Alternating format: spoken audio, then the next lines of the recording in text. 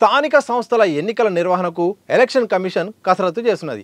MPTC, ZPTC, sarpanch ఎన్నికల notification, polling తేదీలను ఖరారు చేసింది.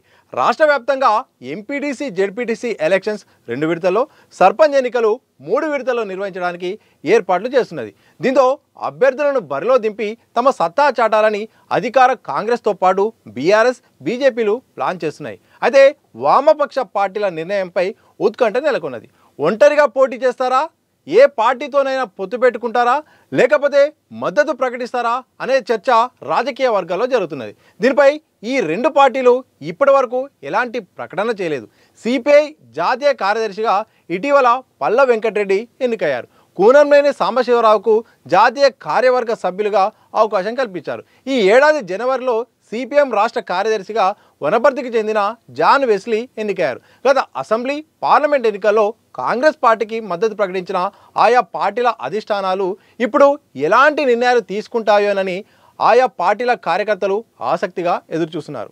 ఇక రాష్ట్రంలోని ఉమ్మడి నల్గొండ, ఖమ్మం, ఆదిలాబాద్, కరీంనగర్, వరంగల్ జిల్లాలో సిపిఎం, సిపిఐ పార్టీలకు ఓటు బ్యాంకుతో పాటు చెప్పుకోదగ్గ సంఖ్యలో కార్యకర్తలు కూడా ఉన్నారు. గత పార్లమెంట్, అసెంబ్లీ ఎన్నికల్లో ప్రధానంగా ఖమ్మం, మహబూబాద్, నల్గొండ, భువనగిరి, పెద్దపల్లి, ఆదిలాబాద్ జిల్లాలో వామపక్షాల ప్రభావం చెప్పుకోదగ్గ స్థాయిలోనే ఉంది. సింగరేణి, కోల్బెల్ట్లోనూ ఈ లెఫ్ట్ పార్టీలకు ఆదరణ ఉంటుంది. ఈ నేపథ్యంలోనే గత పార్లమెంట్ ఎన్నికల్లో కాంగ్రెస్ లెఫ్ట్ పార్టీల మద్దతు కోరింది. అసెంబ్లీ ఎలక్షన్ టైంలోనూ కాంగ్రెస్, సిపిఎం మధ్య పొత్తు కూరుతుందని భావించినప్పటికీ సీట్ల కేటాయింపులో ఏకాభిప్రాయం రాకపోవడంతో సిపిఎం ఒంటరిగానే పోటీ చేసింది. అయితే చాలా చోట్ల బీజేపీకి వ్యతిరేకంగా కొన్ని స్థానాల్లో బీఆర్ఎస్కు, మరికొన్ని స్థానాల్లో కాంగ్రెస్కు మద్దతు పలికింది.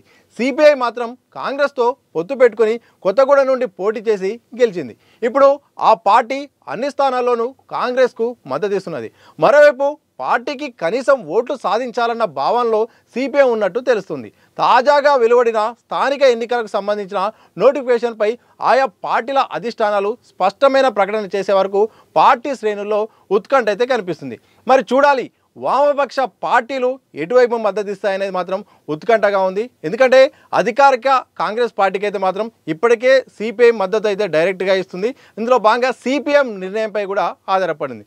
అయితే స్థానిక ఎన్నికల్లో మాత్రం అధిష్టాన నిర్ణయం కంటే ఆయా ప్రాంతాల బట్టి కూడా నిర్ణయాలు కూడా ఆధారపడతాయి. కొన్ని సందర్భాల్లో పార్టీ నిర్ణయం ప్రకటించినప్పుడు కూడా లోకల్ బాడీ ఎన్నికల్లో గ్రామ స్థాయిలో ఉన్న రాజకీయాల నేపథ్యంలో కూడా అక్కడ మద్దతు అనేది కూడా ఉంటుంది, లేకపోతే పోటీ అనేది కూడా అనివార్యం ఉంటుంది.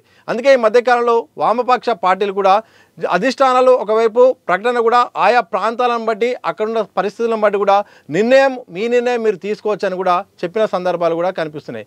మరి తెలంగాణ రాష్ట్రంలో ఒకవేళ అన్నీ అనుకున్నట్టుగా జరిగితే స్థానిక ఎన్నికల్లో మరి వామపక్ష పార్టీలు ఎలా ముందడుగేస్తాయనేది ఒక ప్రశ్న ఉంది. ఎందుకంటే గ్రామ స్థాయిలో చాలా జిల్లాల్లో మాత్రం ఓటు బ్యాంకు పదిలంగా ఉంది, ఆదరణ కూడా ఉంది.